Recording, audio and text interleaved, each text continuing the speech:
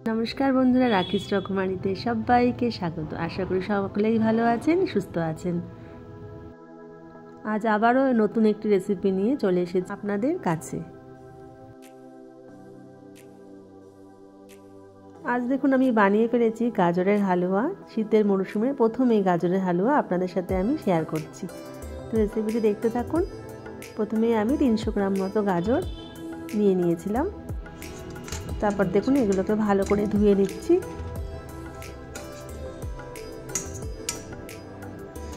এবার ভালো করে খোসা ছাড়িয়ে এটাকে আমি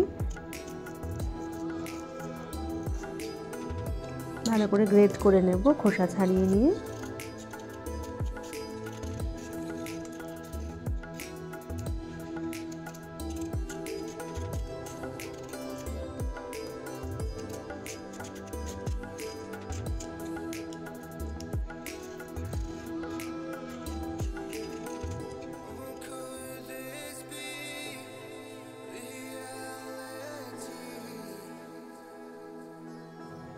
এভাবে আমি প্রত্যেকটা গাজর ভালো করে ধুয়ে খোসা ছাড়িয়ে গ্রেট করে নিচ্ছিলাম।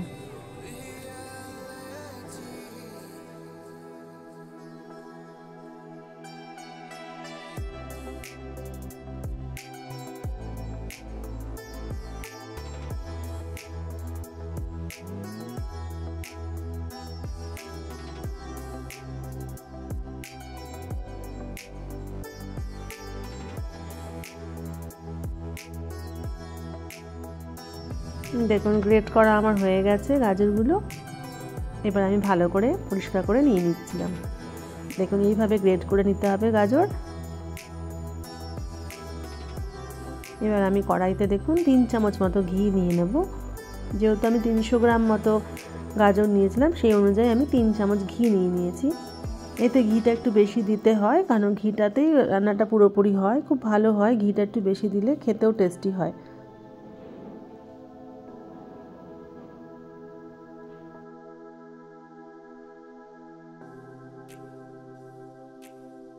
ঘিটা ভালোভাবে গরম হয়ে গেছে। তারপরে আমি গ্রেট করা গাজরগুলো দেখুন কড়াইতে দিয়ে দিচ্ছি।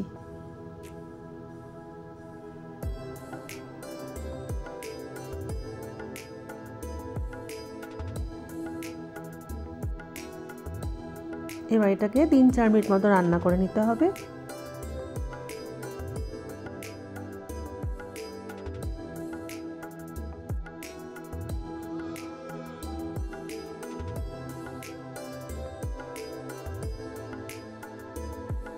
দেখুন 3-4 মিনিট মতো রান্না আমার হয়ে গেছে।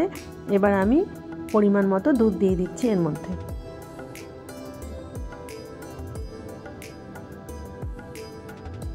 আর একটু পরিমাণ দুধ এর মধ্যে অ্যাড করতে হবে। একটু কম মনে হচ্ছে আমার, তো আমি আবার একটু পরিমাণ দুধ এর মধ্যে অ্যাড করছি। এবার এটাকে দুধটাকে অ্যাড করে দেওয়ার পরে আমি এটা ঢাকনা দিয়ে 5 মিনিটের জন্য রান্না করতে দেবো।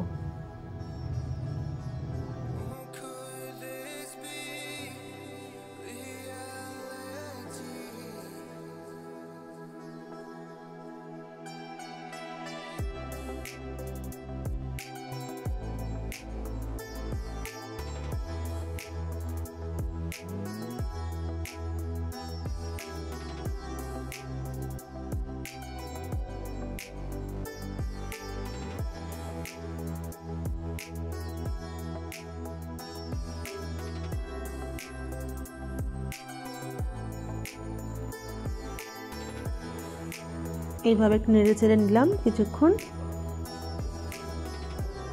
তারপরে দেখুন এর মধ্যে আমি হাফ বাটি একটু বেশি আমি চিনি অ্যাড করলাম।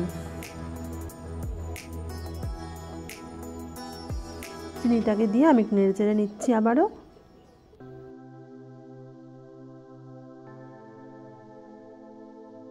আবারও ঢাকা দিয়ে এটা আমি 2-3 মিনিট মতো রান্না করে নেব। কারা কারা গাজরের হালুয়া এই মরশুমে খেয়ে ফেলেছেন রান্না করে তারা একটু প্লিজ কমেন্ট করে জানাবেন। আমি এই মরশুমে প্রথম আজ গাজরের হালুয়া বানালাম, তা আপনাদের সাথে রেসিপিটি শেয়ার করলাম।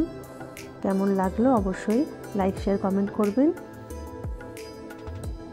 এবার আমি সামান্য পরিমাণে মিল্ক মেড দিয়ে দিচ্ছি। যেহেতু আমি এখানে হাফ বাটি চিনি ইউজ করেছিলাম তার জন্য আমি এখানে মিল্ক মেড ইউজ করলাম। এদের টেস্টটা খুব ভালো হয়, অনেকে খোয়াও দেয়। আমার এই মুহূর্তে বাড়িতে খোয়া ক্ষীর ছিল না, যার জন্য মিল্ক মেডটা আমি ইউজ করলাম। এবার সামান্য পরিমাণে দেখুন এলাচ গুঁড়ো দিয়ে দিলাম।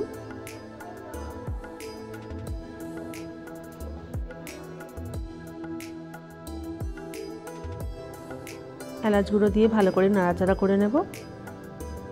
এবার ড্রাই ফ্রুটস কিছুটা আমি দিয়ে দিলাম এর মধ্যে। আমন্ড আর কাজু আর কিশমিশ এর মধ্যে আমি অ্যাড করলাম। দেখুন হালুয়াটা প্রায় রেডি হয়ে এসেছে আমার। এরপরে শুধুমাত্র খাবার পালা, আর কিছুই না। এবার বাটিতে সার্ভ করব, হয়ে যাবে আমার গাজরের হালুয়া রেসিপি।